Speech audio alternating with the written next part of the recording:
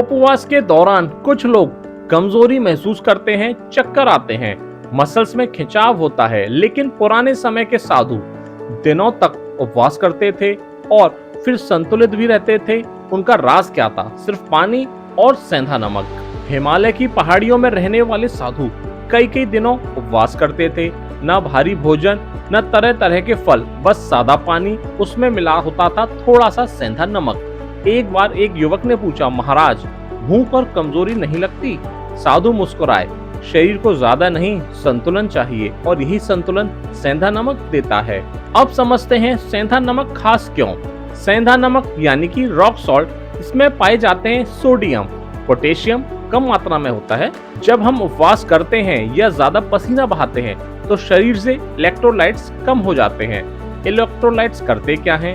शरीर में पानी का संतुलन बनाए रखते हैं, नसों और मांसपेशियों में सही काम करने में मदद करते हैं, ब्लड प्रेशर संतुलित रखते हैं।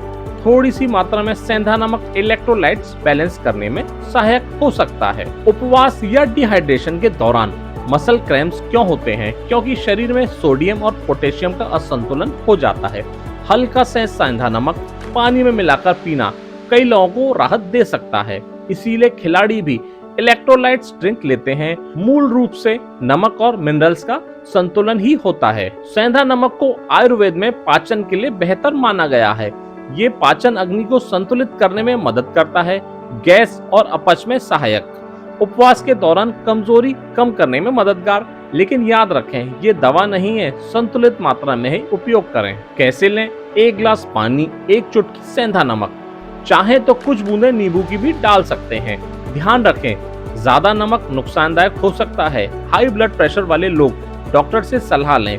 संतुलन ही सबसे बड़ी शक्ति है। साधुओं ने हमें सिखाया, उपवास सिर्फ भूखे रहने का नाम नहीं है, संतुलन का नाम है। सेंधा नमक हमें याद दिलाता है, शरीर को बहुत कुछ नहीं चाहिए, बस सही मात्रा चाहिए।